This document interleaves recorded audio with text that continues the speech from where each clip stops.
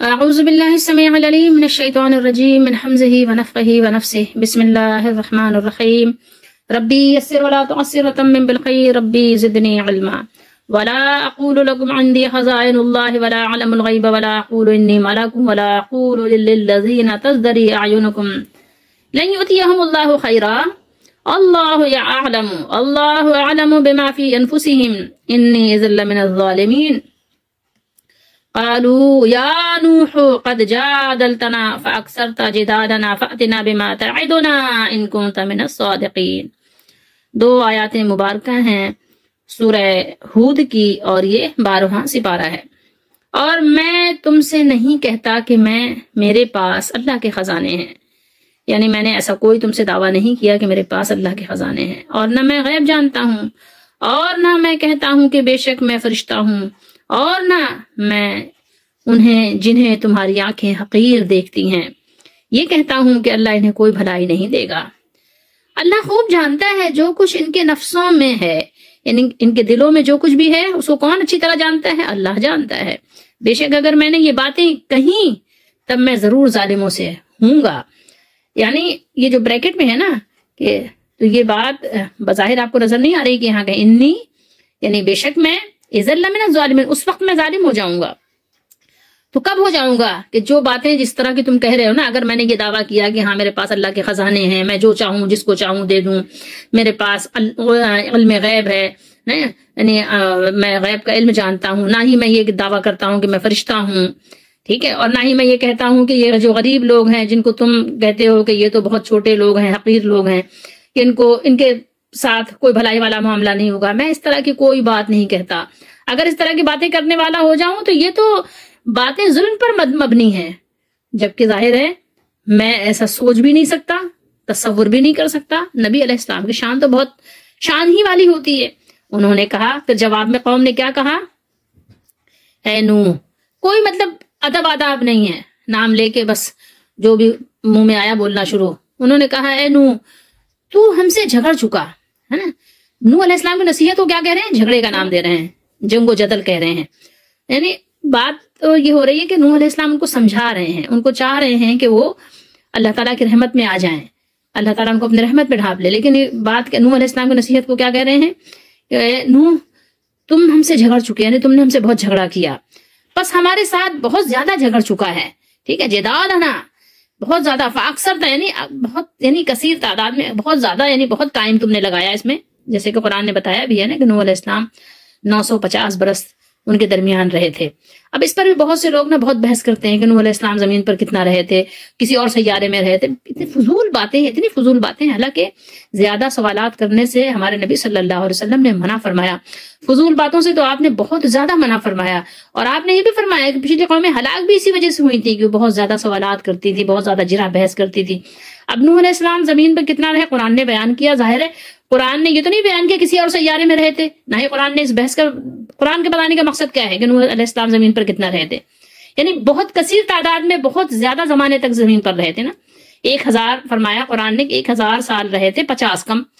تو اب اس پہ اتنی ڈیبیٹ کر رہے ہیں لوگ، فضول، بالکل بے مقصد، بے غرض، نہ کوئی غرض و غایت ہے نہ کچھ، اپنے شاید علمی یا فنی کوئی وہ قابلیت بیان کرنا چاہتے ہیں۔ بہرحال تو نوح علیہ السلام ایک زمانے تک رہے زمین پر، اور اس کثیر تعداد میں اکثر اوقات لوگوں کو نصیحت کرتے تھے، سمجھاتے تھے، سمجھانے کا انداز بھی بہت زیادہ انہیں خوبصورت بھی تھا۔ تو فرمایا ان کی قوم نے کہ آپ نے ہم سے بہت زیادہ جھگڑا کیا اور بہت زیادہ جھگڑا کیا، مطلب بہت ہو گئی، یعنی جیسے کہتے ہیں نا ہمارے ہاں بھی، بس کر دو یار ہمارے کان پک گئے، ٹھیک ہے۔ تو جھگڑا کیا، بہت زیادہ جھگڑا کیا، چنانچہ تم ہم پر وہ عذاب لے ہی آؤ، ٹھیک ہے، لے آؤ۔ تعیدنا ان کنتا، اگر تم ہو، جس کا تم نے ہم سے وعدہ کیا ہے تو وہ لے آؤ، اگر تم ہو، ان کنتا اگر تم ہو، کس میں؟ من الصادقین، سچوں میں سے ہو۔ تو جس کا تم نے تعیدنا وعدہ کیا ہے اس کو تم لے آؤ۔ ترجمے میں تھوڑا سا آگے پیچھے ہے، لیکن الفاظ جو ہے نا یہ یہاں ہے، یہاں وعدے کے بعد یہاں ہے، اور اگر تم ہو سچوں میں سے، تو کہا کہ تم وہ عذاب لے ہی آؤ، ٹھیک ہے، جس کا تم نے ہم سے وعدہ کیا ہے یا جس کا تم وعدہ کرتے ہو، اگر تم سچے ہو، ٹھیک ہے۔ تو یہاں پہ ظاہر ہے اس انداز سے جیسے ایک ہوتا ہے نا تکار کے بات کرنا بے تمیزی کے ساتھ، تو وہ اسی انداز میں ترجمہ بھی ہو گیا کہ اگر تو سچا ہے تو پھر وہ عذاب لے کے آ جاؤ. ظاہر سب کی اپنی اپنی زبانیں ہوتی ہیں، اس کے حساب سے لوگ بات کرتے ہیں، اس کے حساب سے سب کی اپنی اردو ہوتی ہے، اردو بھی اپنے اپنے حساب سے ہوتی ہے. تو بہرحال اردو میں تو ظاہر ہے آپ ادب آداب کا خیال رکھتے ہیں نا.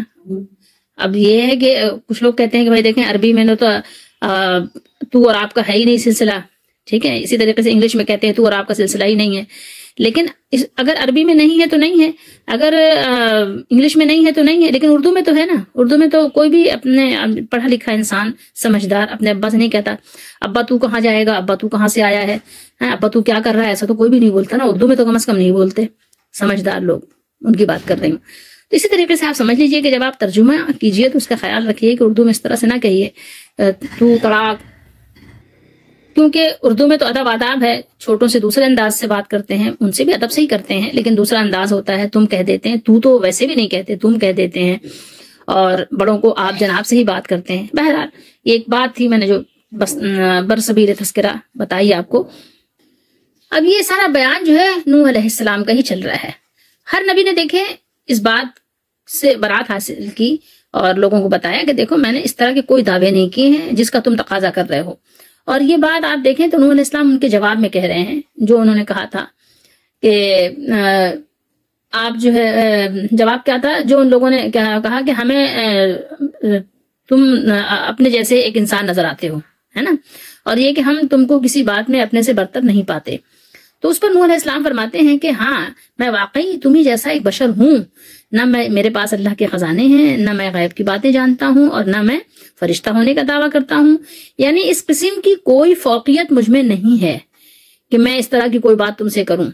میرا جو بھی دعویٰ ہے وہ صرف اتنا ہے کہ اللہ کا بھیجا ہوا رسول ہوں اور اس نے مجھے سیدھے راستے کی ہدایت بخشی ہے. میرا یہ دعویٰ ناقابل تردید ہے، اس کی تم جس طرح چاہو آزمائش کر لو.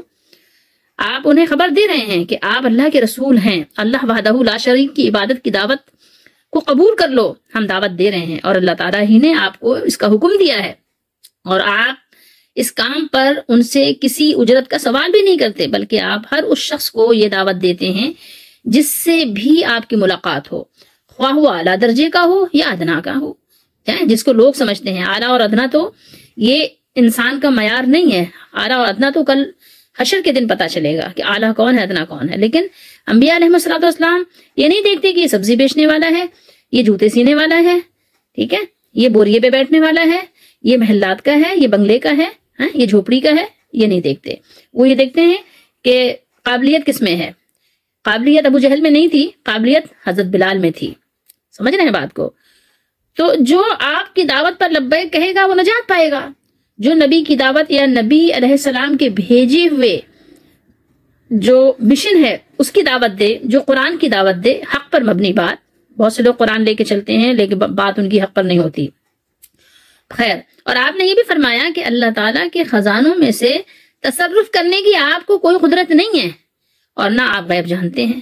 جیسے بہت سے لوگ دعویٰ کرتے ہیں ان کے پیر صاحب غیب جانتے ہیں. آج کل تو یہ ہے نا کہ پیر صاحب کو غیب معلوم ہے، لیکن نبی نے تو صاف صاف بتا دیا. اب اس پر کیا کریں گے؟ تعویلات کریں گے، تعویلات پہ تعویلات کریں گے. نہیں یہ یوں نہیں ہے تو یہ یوں نہیں ہے. ان کا بس نہ چلے تو وہ قرآن کی آیات کو بدل ڈالیں. ٹھیک ہے، تو آپ نے فرمایا کہ بھائی آپ کو صرف اسی بات کا علم ہے جس سے اللہ تعالیٰ نے آپ کو مطلع فرمایا ہے، جس کی اطلاع اللہ نے دی ہے، جس کی خبر اللہ نے دی ہے. اسی طرح آپ فرشتے بھی نہیں ہیں، بلکہ آپ کیا ہیں؟ بشر ہیں. نبی علیہ السلام بشر ہوتے ہیں. یہ ہمارا ایمان ہونا چاہیے. اللہ کے رسول اور معجزات کے ساتھ تشریف لاتے ہیں اور اللہ کی طرف سے ان کو مدد حاصل ہوتی ہے، تائید حاصل ہوتی ہے. اسی طرح آپ نے یہ بھی فرمایا ہے کہ یہ لوگ جن کو تم حقیر اور کم حیثیت سمجھتے ہو، میں ان کے بارے میں یہ نہیں کہتا کہ انہیں اللہ تعالیٰ کے ہاں اپنے اعمال کا کوئی ثواب نہیں ملے گا. کیوں نہیں ملے گا؟ اگر ایسا ہوتا تو یہ بات تو ظلم پر مبنی تھی، اور اللہ تو سبحان ہے، ظلم سے پاک ہے. فرمایا وَلَا أَقُولُ لِلَّذِينَ تَزْدَرِي أَعْيُنُكُمْ. عین جو ہے نا، یہ کیا ہے؟ عین کی جمع ہے آنکھ، جس کو کہتے ہیں نا آپ، آنکھ. عین اسی لیے چشمے کو بھی کہتے ہیں جو جاری پانی ہوتا ہے. تو تزدری اس کا مادہ ہے زا را یا، اور زرعی تو علیہ، میں نے اس پر عیب لگایا. باب افتعال میں جا کر یہ کیا بن گیا؟ افتعال کی تا کو دال سے بدل لے، دال کے ساتھ بدلنے سے ازدرا، یزدری، ازدراعن بن گیا. جس کا معنی حقیر جاننا ہے. سمجھ رہے ہیں؟ یعنی مجھ سے یہ امید نہ رکھو کہ میں محض تمہیں خوش کرنے کے لیے ان لوگوں کے بارے میں اس قسم کی یعنی جیسے تم جاہلانہ باتیں کرتے ہو میں بھی کر سکتا ہوں، ایسی امید نہ رکھنا، میں ایسی بات نہیں کہوں گا. مطلب یہ ہے کہ مذکورہ چیزیں اللہ کے خزانوں کا مالک ہونا، عالم الغیب ہونا، فرشتہ ہونا نبوت کے ساتھ کوئی تعلق نہیں رکھتی. نبی ہونے کے لیے یہ بات کوئی خاص نہیں ہے کہ نبی ہیں تو ان کو علم غیب لازمی ہے. ٹھیک ہے، علم غیب کی خبریں اللہ تعالیٰ جو بھی دیں ان کے پاس ہوتی ہیں، جو اللہ تعالیٰ بھیجے، جس طرح سے بھیجیں، فرشتے کے ذریعے سے، جس طرح سے جو بھی اللہ تعالیٰ جو بھی ذریعہ وسیلہ رکھیں. ٹھیک ہے، لیکن یہ نہیں ہے کہ نبی ہیں تو علام الغیوب ہیں، ایسا نہیں ہے، ایسا اللہ تعالیٰ نے بیان ہی نہیں کیا. اور آپ یہ سمجھیں کہ ان کے بغیر، علم غیب کے بغیر نبوت نہیں مل سکتی، اور نہ ان چیزوں کے کسی شخص کے پاس نہ ہونے کا مطلب یہ ہے کہ وہ ہر خیر سے خالی ہے. اور جو شخص مالدار نہ ہو اسے اللہ تعالیٰ کی طرف سے کوئی خیر بھی حاصل نہیں ہو سکتی.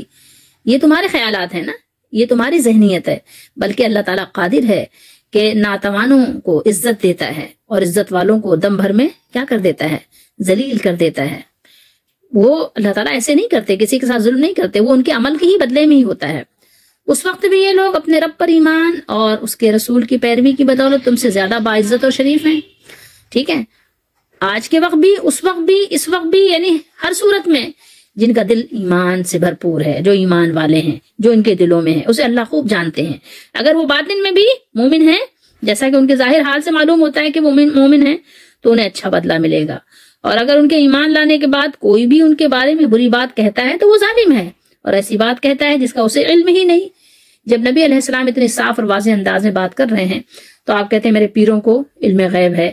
پیر صاحب جو کہہ دیتے ہیں ہو جاتا ہے. کیسے کہہ دیتے ہیں؟ پیر صاحب کے پاس کہاں سے علم آتا ہے؟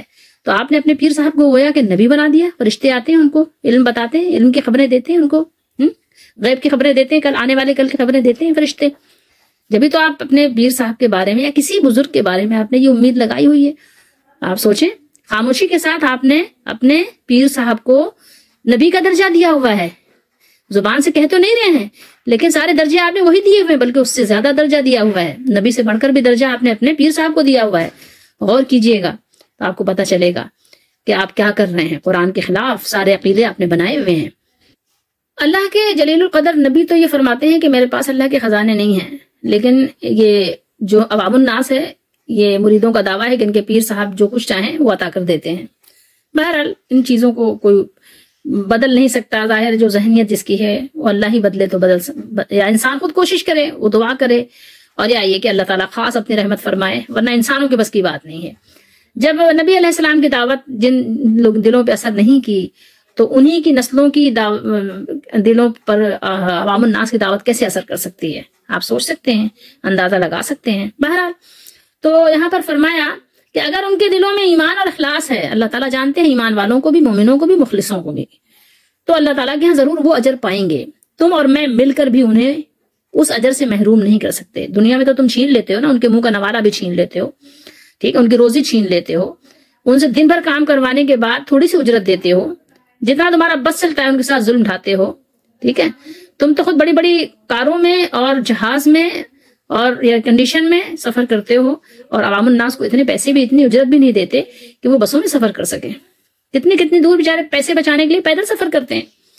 تو یہ انی اذا لمن الظالمین، یعنی اگر میں انہیں خواہ مخواہ ذلیل قرار دوں، یہ اشارہ ہے کہ تم انہیں رضالے کہنے میں ظالم ہو، یا یہ کہ اگر میں خزائن الہی کو جمع کرنے یا غیب کے جاننے اور فرشتہ ہونے کا دعویٰ کروں تو میں ظالموں میں سے ہوں گا.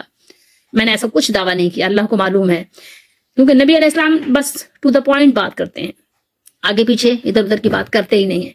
ٹو دا پوائنٹ بات، جیسے کہ عیسیٰ علیہ السلام قیامت کے دن جو اللہ تعالیٰ نے مذاکرہ بیان کیا ہے کہ عیسیٰ علیہ السلام فرمائیں گے اللہ تعالیٰ میں نے اتنا ہی کہا تھا جتنا آپ نے کہا تھا، بس میں نے تو اتنی بات کی تھی جتنی بات آپ نے کہی تھی، نہ آگے بڑھایا تھا نہ پیچھے. جیسے ہم عوام الناس کی، ہماری اور آپ کی عادتیں ہوتی ہیں نا، ایک بات ہوتی ہے تو کچھ اس میں نمک مرچ مسالہ لگا کے اس کو آگے بیان کرتے ہیں.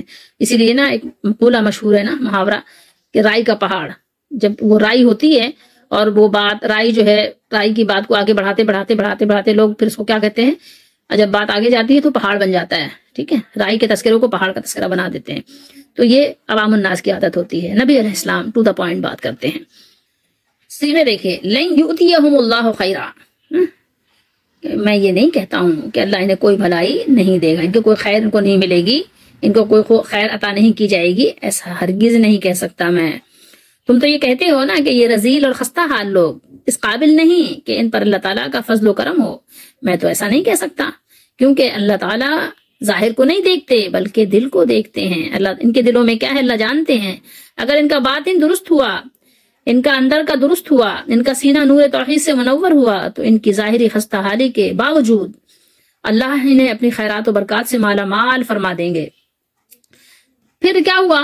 دلائل کے میدان میں وہ ہو گئے چت، ٹھیک ہے، وہ بالکل ملیا میٹ ہو گئے، دلائل کے میدان میں لاجواب تو ہو گئے، لیکن حق کو قبول کرنے کی ہمت نہیں ہوئی، توفیق نہیں ہوئی۔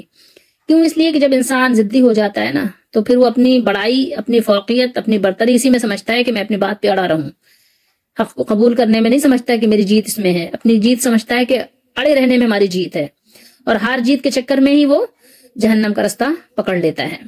کہنے لگے آپ بڑے جھگڑالو ہیں، نعوذ باللہ، آپ تو بہت جھگڑا کرتے ہیں، آپ نے تو ہم سے بہت جھگڑا کیا، ہم نے اتنی طویل بحث سے بھائی باز آئے، آپ جس عذاب کی ہمیں صبح و شام دھمکی دیتے رہتے ہیں نا، بتاتے ہیں نا کہ اللہ تعالیٰ ناراض ہو جائیں گے تو عذاب بھیجیں گے، تو چلے ٹھیک ہے آپ وہ لے آئیے، ٹھیک ہے آپ وہ لے آئیے، اکثر تھا جدالنا، آپ لے آئیں، جھگڑا بہت ہو گیا، بحث بہت ہو گئی، اب آپ جائیں عذاب لے کے آ جائیں۔